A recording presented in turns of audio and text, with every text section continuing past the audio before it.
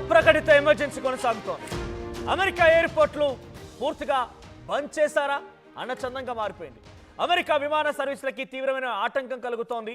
Telecom సర్వీసుల్లో అంతరాయం తలెత్తుతోంది. Dallas సహా పలు ఎయిర్పోర్ట్లలోని 1800 విమానాలపైన తీవ్రమైన ప్రభావం చూపిస్తోంది. 200కు పైగా అమెరికా ఎయిర్లైన్స్ విమానాలు కూడా రద్దయ్యాయి. 500కు పైగా విమానాలు ఆలస్యంగా నడుస్తూ ఉన్నాయి. 1100 సౌత్ వెస్ట్ ఎయిర్లైన్స్ మరింతగా ఆలస్యంగా నడుస్తూ ఉన్నాయి. కుట్ర జరిగిందా అనే కోణాల్లో అధికారులు దర్యాప్తు చేస్తున్నారు.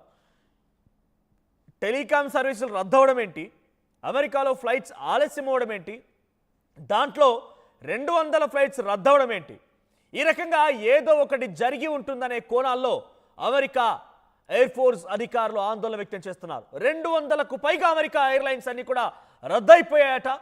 500కు పైగా విమానాలు పూర్తిగా ఆలస్యంగా నడుస్తూ ఉంటే 1100 విమానాలు సౌత్ వెస్ట్ ఎయిర్లైన్స్ కంప్లీట్గా మరింత ఆలస్యంగా నడుస్తూ ఉన్నాయి. అసలు దీని వెనుక ఏదైనా కుట్ర కోణం ఉందా అనే కోణంలో అమెరికా అధికారులు కొంత ప్రస్తుతానికి ఆందోళన వ్యక్తం చేస్తున్నారు. దర్యాప్తు కూడా ప్రారంభించినట్టు తెలుస్తోంది. సో ప్రస్తుతానికి FAA federal aviation administration FAA federal aviation administration అధికారులు ప్రస్తుతానికి సర్వీసుల్లో అంతరాయం ఏర్పడుతుందన్నట్టుగా, టెలికాం సర్వీసుల్లో అంతరాయం ఏర్పడుతున్నట్టుగా ప్రకటించారు. FAAతో సంబంధం లేనటువంటి స్థానిక టెలికాం కంపెనీస్ పరికరాల్లో కూడా సమస్యలు ఏర్పడేట్టుగా అధికారులు గుర్తించారు. ఈ సమస్య గుర్తించి పరిష్కరించేందుకు కృషి చేస్తున్నట్టుగా వెల్లడించారు. ఈ క్రమంలో డాలస్ ఎయిర్పోర్ట్లో 20% విమానాలు రద్దయ్యాయని వారు పేర్కొన్నారు. అయితే అమెరికా ఎయిర్లైన్స్కు చెందినటువంటి 200 కంటే ఎక్కువ విమానాలు పూర్తిగా రద్దు కాగా 500కు పైగా విమానాలు ఆలస్యంగా నడుస్తున్నాయట. విమానాలను ట్రాక్ చేసి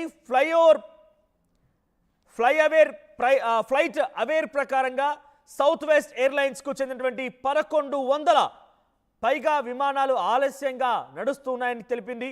తన కమ్యూనికేషన్ సర్వీసులో అనేక సమస్యలు ఎదుర్కొందని చెప్పి FAA ప్రకటించింది. గురువారం నాడు డెన్వర్ అంతర్జాతీయ ఎయిర్పోర్ట్లో సాంకేతిక సమస్య తలెత్తడంతో విమానాల రాకపోకల్లో కూడా చాలా తీరని అంతరాయం చోటు చేసుకుంది. అయితే అమెరికా ప్రభుత్వం $12.5 బిలియన్ నిధులు మంజూరు చేసిందట. సిస్టంలో సమస్యల పరిష్కారం కోసం జూలైలోనే ఈ నిధులు కూడా విడుదలయ్యాయి. అయినా కూడా ఇంకా సమస్య పరిష్కారం కాలేదు.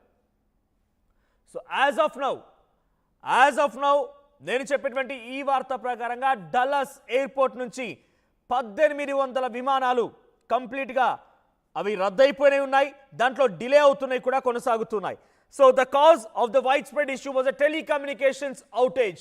సో టెలికాం సమస్యల కారణంగానే ఈ సమస్య తలెత్తినట్టు తెలుస్తోంది. అది ఎయిర్ ట్రాఫిక్ కంట్రోల్ సిస్టమ్ని ఎఫెక్ట్ చేసింది, అటు రాడార్ అండ్ కమ్యూనికేషన్ సిస్టమ్ని ఎఫెక్ట్ చేసింది.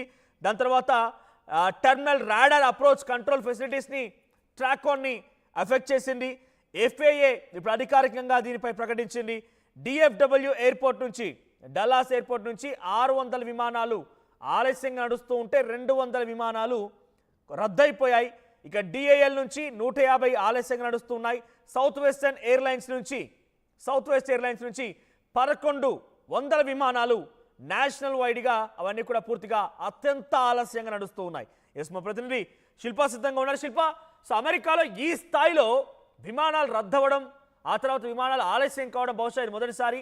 కొన్ని రోజుల క్రితం ఇదే స్థాయిలో సుమారుగా ఒక 500 విమానాలు ఆలస్యంగా నడుస్తున్నాయని చూసాం. కానీ ఇప్పుడు 500 విమానాలు ఆలస్యంగా నడవడమే కాకుండా 200 విమానాలు క్యాన్సిల్ అవ్వడం, 1100 విమానాలు అత్యంత ఆలస్యంగా నడవడం. అంటే జూలైలోనే నిధులు కూడా మంజూరు చేశారట దీని యొక్క సమస్యని, టెక్నికల్ సమస్యని పరిష్కారం కోసం. సో అంతలోనే ఏం జరిగింది, ఇంతటి తీరని ఆలస్యం గల కారణాలు ఏంటి, ఇంకేదైనా కుట్రకోణం ఉందా? అమెరికాలోని డాలస్ ఎయిర్పోర్ట్ లో సాంకేతిక సమస్య తలెత్తడంతో దాని ప్రభావం అనేది 1800 విమానాల పైన ప్రభావం అనేది పడింది. ప్రధానంగా ఏదైతే టెలికాం సర్వీస్ లో అంతరాయం ఏర్పడినట్టు ఇప్పటికీ అధికారులు అధికారిక ప్రకటన విడుదల చేసి దీని కారణంగా డాలస్ తో పాటు పలు ఎయిర్పోర్ట్ లో 1800 విమానాలపై ప్రభావం ఏర్పడింది. మొత్తం కూడా ఒకవైపు దీని సమస్యను గుర్తించి పరిష్కరించేందుకు కృషి చేస్తున్నట్లు ఇప్పటికే అధికారులు చెప్పారు. మొత్తం 20% డాలస్ లో 20% విమానాలు రద్దయ్యంటూ కూడా ఇప్పటికే చెప్పారు. ఇంకోవైపు అమెరికన్ ఎయిర్లైన్స్ చెందినటువంటి 200 విమానాలు రద్దు కాగా 500 విమానాలు ఆలస్యంగా నడుస్తున్నాయి. మొత్తం మీద కేవలం ఏదైతే టెక్నికల్ ఇష్యూ ఉంటుందో టెక్నికల్ ఇష్యూ వల్ల ఇది జరిగింది. ఒకవైపు అధికారులు చెప్తున్నారు, కానీ టెక్నికల్ ఇష్యూనా లేకుంటే కుట్ర కోణం ఏమైనా ఉన్నది? ఎందుకంటే